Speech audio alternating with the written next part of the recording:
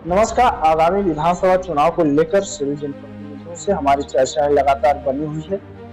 देखना यह है कि जो 2023 आगामी विधानसभा चुनाव है, जो जनप्रतिनिधि हैं किन मुद्दों को लेकर जनता के पास जाते हैं, क्या कुछ इनकी समस्याओं पर ये नजर डालते हैं। और आज हमारे साथ एसडीएफ फंड के भास्कर मिश्रा जी जुड़े हुए हैं, जो कि कांग्रेस पार्टी के पूर्व प्रदेश सचिव थे। और इन्हें प्रदेश सचिव इतने बड़े ओहदे पे होने के बाद भी इन्होंने क्यों अपना इस्तीफा दे दिया, कांग्रेस पार्टी, ये भी इनसे जानते हैं। नमस्कार।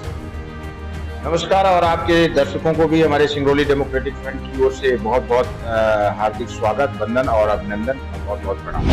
सर, आप कांग्रेस पार्टी में प्रदेश सचिव रहे और ऐसा क्या आन पड़ी क्यों आप प्रदेश सचिव से इस्तीफा दे दिए कांग्रेस पार्टी को? देखिए, मैंने देखा कि कांग्रेस बहुत अच्छी पार्टी है, राष्ट्रीय स्तर की पार्टी है, काफी बड़ी पार्टी है, पुरानी पार्टी है, उसके सिद्धांत बहुत अच्छे हैं। और मैं एक डेमोक्रेटिक मेंटलिटी का व्यक्ति हूँ और कांग्रेस से विचारधारा से जुड़ा हुआ था, संविधानवादी आदमी हूँ मैं, इसलिए कांग्रेस से जुड़ा हुआ था। लेकिन यहाँ जो स्थानीय लेवल पे कांग्रेस पार्टी में जो नेतागण हैं, उनकी भर्रेशाही जो है, आप देखिए कि एक ऐसे व्यक्ति जो कि लगातार दल में रह करके पार्टी को हर चुनाव में हराते रहे, फिर 2018 में तो डायरेक्ट जो है सीधे पार्टी के खिलाफ चुनाव लड़ गए निर्दलीय, और उनके वजह से ही 2-3 हजार वोटों से अपनी कैंडिडेट हार गई। उसके पहले राजा बाबा को भी उन्होंने हराने में बड़ी भूमिका निभाई।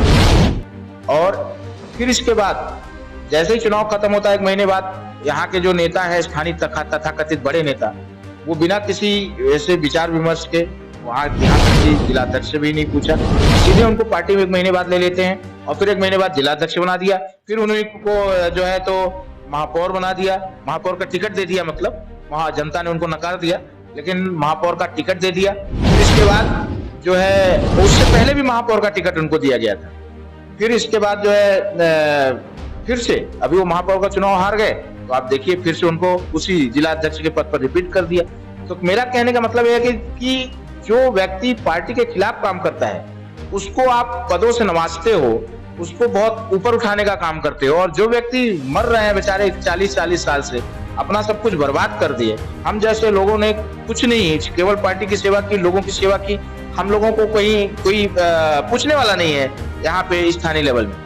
तो इस वजह से जो है तो मैं काफी, मुझे पद प्रतिष्ठा से कभी लोभ लालच नहीं रही है, लेकिन इस भ्रष्टाचारी के खिलाफ हमने मानसिक पीड़ा थी, हमने छोड़ दिया। जहाँ तक लोगों में और आपकी पार्टी में ये भी चर्चा थी कि आप जैसे जनमुद्दाओं को लेकर जनता के लिए लड़ते थे, काफी आपके ऊपर आरोप भी लगे, काफी केसें भी हुए, लेकिन आपका कहीं इसमें कांग्रेस पार्टी कहीं पे भी आपका साथ नहीं दिया, स्थानीय नेता है?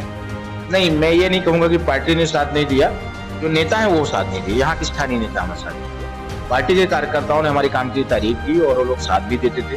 लेकिन देखिए, बहुत ज्यादा कार्यकर्ता भी उभर के साथ नहीं दे पाए, क्योंकि आप जानते हैं कि संगठन के जो पदाधिकारी गण होते हैं, उनका दबाव था। तो जो संगठन के पदाधिकारी, तो जो नेता थे यहाँ स्थानीय लेवल को, उन्होंने साथ नहीं दिया। ऊपर वाले लोगों ने हमारा साथ दिया, लेकिन स्थानीय नेताओं ने इसलिए साथ नहीं दिया कि जो आप जानते हैं, किसी का बालू गिट्टी पथरा चोरी का काम चल रहा है, या इसी का भाई कर ही रहे हैं, बहुत डीजल कबाड़ का काम कर रहे हैं, कोई कुछ कर रहा है।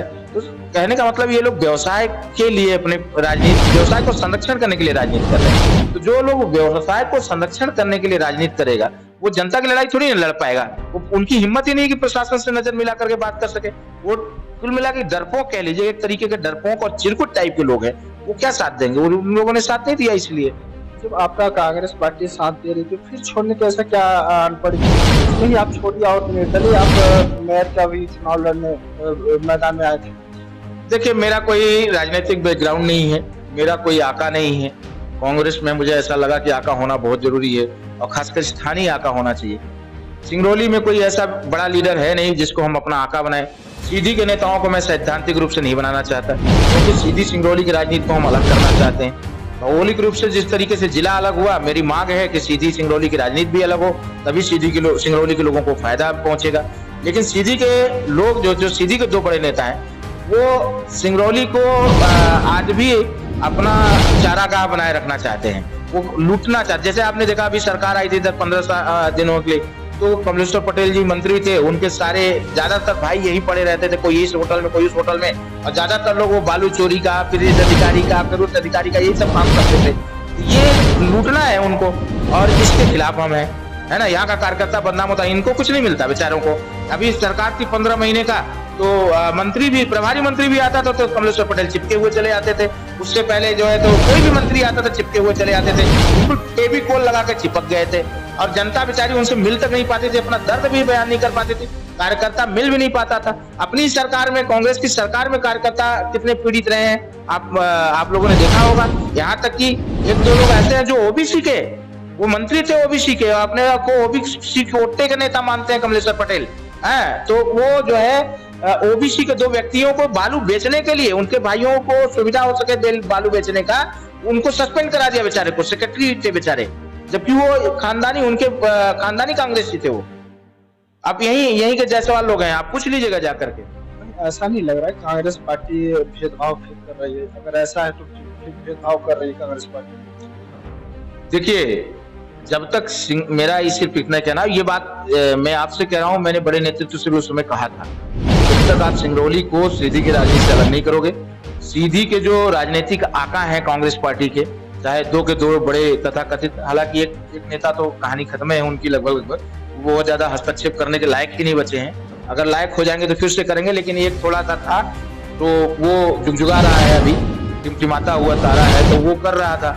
तो कहने का मतलब, मैंने उनसे कहा कि जब दोनों नेताओं को, सीधी सिंगरौली की राजनीति को अलग नहीं करोगे आप, तो कुछ नहीं कर पाओगे आप। सिंगरौली में की जनता इतनी समझदार है कि अगर कांग्रेस को वोट देगी, वो सीधे या तो राहुल भैया का पूरा हस्तक्षेप होगा या कमलेश्वर भैया का होगा। अब ये दोनों भैया मिल करके सिंगरौली को दो भागों में बांट करके, तरबूज की तरह, और आधा आधा अपने लोगों को बांट देंगे। जो मेन कार्यकर्ता है, जनता है बेचारी, वैसे की वैसे रहेगी, बल्कि और पीड़ा में चली जाएगी। लगता है जिस तरह से निर्दलीय लड़ाई लड़े और फिर एक बार फिर वो कांग्रेस पार्टी में ज्वाइनिंग भी की और उन्हें जिलाध्यक्ष भी बनाया गया, तो कहीं न कहीं जो कार्यकर्ता पुराने हैं कांग्रेस पार्टी को, उनके साथ गलत हो रहा है। बहुत बड़ी गलत बात है, हम ये नहीं कहते, उन्होंने भी काम किया और रहा होगा, तो उस हिसाब से उनको रिवार्ड भी मिला, लेकिन ये नहीं कि सब कुछ उन्हीं को मिल जाए, है ना। जो अन्य लोग हैं उनका भी ध्यान दिया जाना चाहिए। और फिर जिसने गलत किया, मैंने गलत किया, मेरे को पार्टी से, मैंने हालांकि पहले मैं इस्तीफा दे दिया, लेकिन निकाल दिया गया था, तो आज तक नहीं रखा गया, कोई दिक्कत नहीं, मुझे कोई प्रॉब्लम नहीं है। लेकिन वापस नहीं बुलाया गया, मैं नहीं गया, ठीक है। और मैं नहीं बुलाया जाएगा तो मैं नहीं जाऊंगा, मेरा अपना खुद का संगठन है, ठीक है, मैं क्यों जाऊंगा। लेकिन उनको जबरदस्ती क्यों लाया गया? जब वो निर्दलीय चले गए थे तो 8 साल रहने दिया जाता, है ना। फिर ले आकर के तुम जिलाध्यक्ष बना दिए, फिर जो है महापौर का टिकट दे दिए, फिर महापौर हार गए तो फिर से पुनर्जिलाध्यक्ष बना दिए। इससे कांग्रेस पार्टी के अन्य कार्यकर्ताओं का तो मोरल डाउन होता है ना भाई। वो बेचारे ठगे थे, महसूस नहीं करते।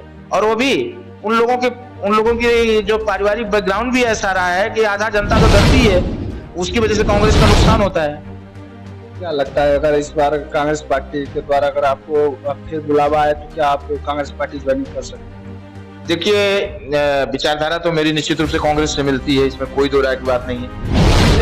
राहुल गांधी जी ने जो अभी पदयात्रा की है, उससे भी मैंने समर्थन किया और बहुत अच्छा लगा मुझे, बहुत अच्छा काम उन्होंने किया। पहली बार जो है कोई व्यक्ति जो है हवाई जहाज से उतर के जमीन का रास्ता पकड़ा है, ये बहुत बड़ी बात है। वो पूरे भारतीय राजनीति के लिए बहुत बड़ी बात है। तो मतलब जनता के पास जनता के साथ चलने का काम किया है, जनता के पास जाने का काम किया है, ये बहुत बड़ी बात है और इसका मैंने समर्थन किया है। विचारधारा भी मेरी मिलती है और जाने न जाने की बात है कि वो समय बताएगा, अभी तो मैं कुछ डिसाइड नहीं कर रहा। और सवाल उठकर आ रहा है, भारतीय जनता पार्टी के द्वारा लगातार 25 दिन का विकास यात्रा निकाली गई और काफी जगहों में शिलान्यास, भूमि पूजन से कई कार्यक्रम हुए, तो क्या लगता है कहाँ तक उचित है और कितना अभी विकास हुआ होगा सिंगरौली? आप जानते हैं कि जो भारतीय जनता पार्टी है ना, वो हमेशा से चोचलेबाजी करने में बहुत विश्वास रखती है और काफी सफल भी हो जाती है, क्योंकि कहीं न कहीं भ्रमित कर ले जाती है जनता। ये हुनर उनमें बहुत आता है कि जनता को भ्रमित कर ले जाती है। लेकिन ये जो विकास यात्रा इनकी है, वो सिगट, जैसे हमारे सिंगरौली में कहना सिगटे का पट्टा लगा है, तो इनका विकास यात्रा सिगट का पट्टा है, सीआर का पट्टा है। यानी सीआर के पट्टे का कोई मतलब होता है क्या? कहीं भी चलता है क्या? नहीं चलता। उसी तरीके से ये जो है, यहाँ भूमि पूजन कर दे रहे हैं, वहां भूमि पूजन कर दे रहे हैं। जनता को ये दिखाने की कोशिश कर रहे हैं कि अगर हम नहीं आए तो ये यहीं भूमि पूजने पर रह जाएगा। अरे सीधी सिंगरौली रोड का 5 बार भूमि पूजन किया गया कि नहीं किया गया? तो आज बन गई क्या? ये निरा झूठ बोलते हैं और निरा झूठ बोल करके जनता को भ्रमित करने के लिए। लेकिन अब 18 साल हो गया, 18 साल में जनता समझ गई है इनके विकास को। अभी आपने देखा रीवा में एक व्यक्ति को जो है तो कई महिलाएं एक महिला को चारपाई पे लेकर के जा रही हैं दवा कराने। वो कह भी रही हैं, वीडियो में आप देखा होगा, वीडियो वायरल हो रहा है, ये जो है न रोड है न सड़क है कि एम्बुलेंस नहीं पहुंच सकती वहाँ।